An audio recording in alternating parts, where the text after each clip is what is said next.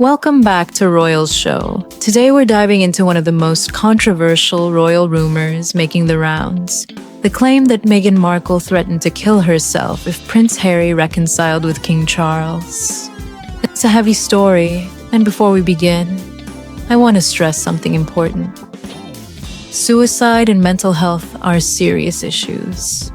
If you're struggling or know someone who is, please reach out for help.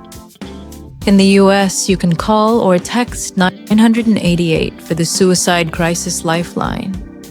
And in other countries, check your local crisis hotlines. All right, let's break this down carefully. So, what's being reported? According to outlets like Radar Online, Meghan has supposedly been triggered by Harry's growing closeness with his family. The claim is that she fears Harry's plans to bring their children back to the UK and reconnect with the palace could put her Montecito lifestyle in jeopardy. And, in response, she's allegedly raised the specter of suicide, the same kind of language she used in her Oprah Winfrey interview, where she admitted she once didn't want to be alive anymore during her time as a working royal. Now, these reports say Meghan feels threatened and unsettled by Harry's attempts to rebuild bridges with his father. The idea is that her status and security in California depend on keeping him distant from royal life. And if that foundation crumbles, her position weakens. This paints a picture of a wife under pressure, trying to hold on to the identity she's built outside the UK.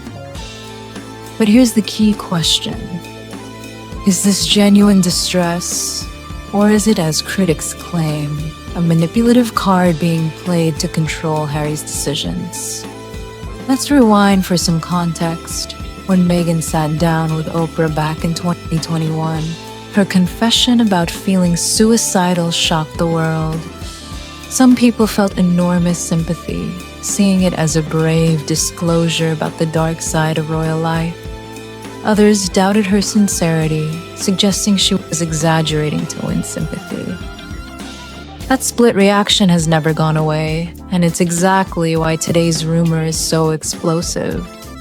People are already primed to either believe she's a victim of unbearable pressure, or that she's a calculating figure using mental health as a weapon. But here's where we need to step back. The sources for this story are weak, mostly unnamed insiders, tabloids, and gossip sites with a history of sensationalizing royal drama. We know how the media machine works. Dramatic headlines drive clicks, and nothing is more dramatic than the suggestion of self-harm. It doesn't mean there's no truth behind it, but it does mean we should treat the story with caution. Now, let's look at Harry's side. He's reportedly been exploring a renewed bond with his father, King Charles, and considering spending more time in the UK. That makes sense. His family ties are deep, and raising children with some connection to their royal heritage could feel important to him. But those steps toward reconciliation are complicated. For Meghan, returning to the royal fold, even partly, may feel like walking back into the same environment that once left her depressed. If that's the case, her distress could be genuine. Still, critics online are harsh. Reddit threads and Twitter comments call Meghan's alleged threats classless and manipulative. Some say she's weaponizing suicide to get her way. Others argue she's glamorizing something incredibly serious just to maintain control. And once again, we're seeing the same polarization. Defenders say she deserves compassion. Detractors say she's faking vulnerability for attention. The truth is probably more complex. Suicidal thoughts don't always fit neatly into categories of genuine or manipulative. They can be both a cry for help and a reaction to fear of losing stability. They can come from real pain, even if the timing makes them look strategic. Reducing it to one or the other misses the nuance of how human beings react under pressure. What this story really shows us is the messy intersection of mental health, marriage, media, and fame.